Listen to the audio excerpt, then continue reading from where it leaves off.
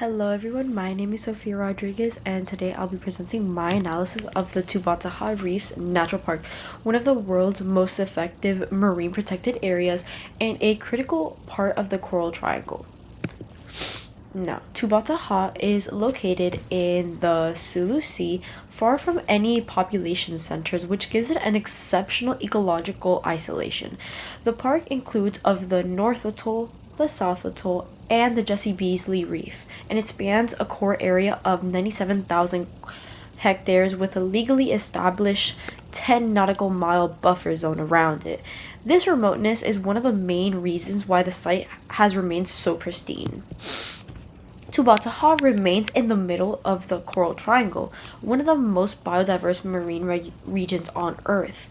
The park protects over 360 coral species, more than 600 species of reef fish, and provides a habitat for sharks, manta rays, and threatened species such as the green and hawksbill turtles. Its coral walls, seabird colonies, and predator biomass is not only ecologically important but also a benchmark for reef health in Southeast Asia. Now, historically, the reefs form an ancient volcanic structure over thousands of years ago.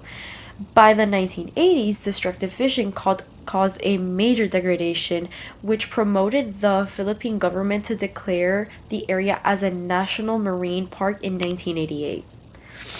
It, it gained global recognition in 1993 as a UNESCO World Heritage Site. And after several ship groundings, including the USS Guardian, it was later designated as a particularly sensitive area to minimize shipping risk. Each designation strengthened the legal framework from protecting the site. Today, management is carried out throughout the Tubbataha Management Office and the Protected Area Management Board, supported by rangers who live on site year round. And the park is a strictly no take with controlled tourism, established with mooring buoys and extensive monitoring of corals, fish biomass, seabirds, and turtles. It has one of the most comprehensive MPA management systems in the region, grounded in the General Management Plan in 2022 to 2031.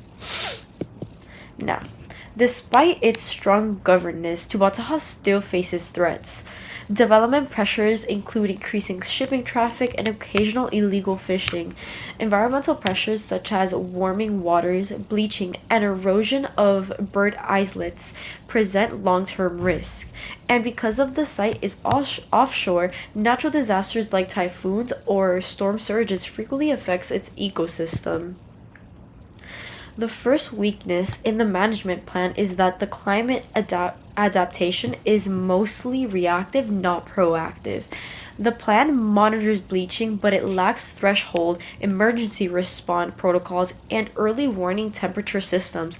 As ocean temperature rises, the monitoring only approach is no longer enough to protect the reef's resilience.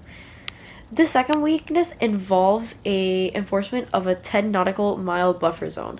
Although this regulation exists only on paper, it does not consistently function in practice. Illegal fishing vessels enter the buffer at night or during storms, and limited radar and coverage makes its detection difficult. This creates a gap between regulation and real-world effectiveness. In order to address the climate gap, the plan should adopt a full climate adaptation and reef resilience strategy. This includes bleaching response protocols, early warning systems, and resilience-based zoning, and expanded coral restoration research. This shift builds a proactive framework and strengthens ecological resilience. For the second improvement, the park needs a sustainable long-term financing, a conservative trust fund, guaranteed government allocations, and long-term research partnerships that would reduce dependence on seasonal tourism and stabilize funding for ranger operations and monitoring. Last but not least, the third improvement is adoption of the stronger enforcement technology. This includes AIS, expanding satellite based monitoring, and upgrading long range radar and increasing coordination of the Navy and Coast Guard. These tools will transform the 10-mile buffer into a symbolic boundary into a effectively enforced protection zone. These improvements would have several implications, although economically, stable financing supports long-term ranger employment and lower restorations costs over time.